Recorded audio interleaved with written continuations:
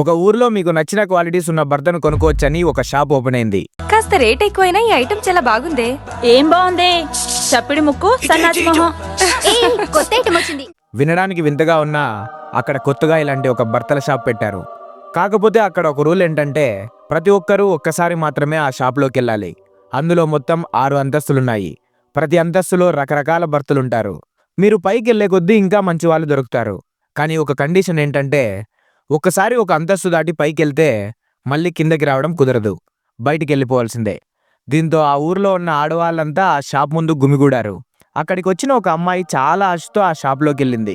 మొదటి అంతస్తుకి వెళ్ళగానే అక్కడ ఇలా రాసి ఉంది, ఇక్కడ దొరికే భర్తలు ఉద్యోగం చేస్తారు మరియు చాలా నిజాయితీగా ఉంటారు అని.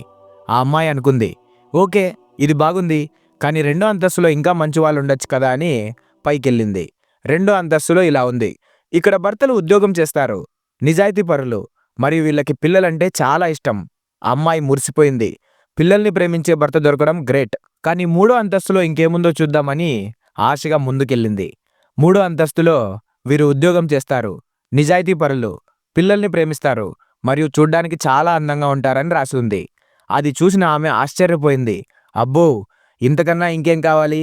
కానీ 4వ అంతస్తులో ఇంకా ఏదో స్పెషల్ ఉండొచ్చని మళ్ళీ పైకెళ్ళింది. 4వ అంతస్తులో ఇక్కడ భర్తలు అందంగా ఉంటారు, ఉద్యోగం చేస్తారు, నిజాయితీ పరులు మరియు ఇంటి పనుల్లో భార్యకి హెల్ప్ చేస్తారని ఉంది.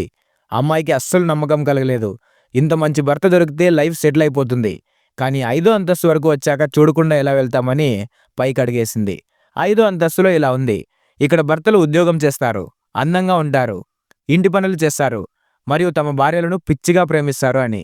ఇది చదివాక ఆమెకు చాలా సంతోషం వేసింది. ఇక ఇంతకన్నా మంచి భర్త ఎక్కడ దొరుకుతాడు? కానీ 6వ అంతస్తులో ఏదో ఒక అద్భుతం ఉండే ఉంటుంది కదా అని ఆఖరి అంతస్తుకెళ్ళింది. కానీ 6వ అంతస్తులోకి అడుగు పెట్టగానే అక్కడ భర్తలు ఎవరూ లేరు. కేవలం ఒక బోర్డు మాత్రమే ఉంది. దాని మీద ఇలా రాసి ఉంది, మీరు ఈ అంతస్తుకు వచ్చిన 6699వ మహిళ. ఇక్కడ భర్తలు ఎవరూ లేరు. ఆడవారిని పూర్తిగా సాటిస్ఫై చేయడం అసాధ్యమని నిరూపించడానికి మాత్రమే మేము ఈ అంతస్తు పెట్టాం. మా షాపుకు వచ్చినందుకు థ్యాంక్స్.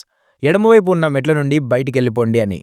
చూశారు కదా ఫ్రెండ్స్, ఈ రోజుల్లో మనందరి పరిస్థితి ఇలాగే ఉంది. ఉన్నది చాలక ఇంకా ఏదో బాగుంటుందని వెతుకుతూ మన కళ్ళ ముందున్న అద్భుతమైన అవకాశాలను పోగొట్టుకుంటున్నాం. ఈ లోకంలో ఏదీ పర్ఫెక్ట్గా ఉండదు. కానీ ఉన్నదానితో తృప్తి చెందడం తెలియకపోతే చివరికి ఆ అమ్మాయిలాగే ఖాళీ చేతులతో మిగిలిపోతాం. ఈ కథ మీ కళ్ళు తెరిపిస్తే వెంటనే ఈ వీడియోని లైక్ చేసి కామెంట్ బాక్స్లో ఎస్ అని కామెంట్ చేయండి. ప్రతి ఒక్కరూ ఆలోచించేలా ఈ వీడియోని షేర్ చేయండి. ఇలాంటి మరిన్ని ఇంట్రెస్టింగ్ మరియు మోటివేషనల్ వీడియోస్ కోసం మన ఆర్ఈ ఛానల్ని ఫాలో అవ్వడం మర్చిపోకండి. నేను మీ Sainath, signing off, team RE.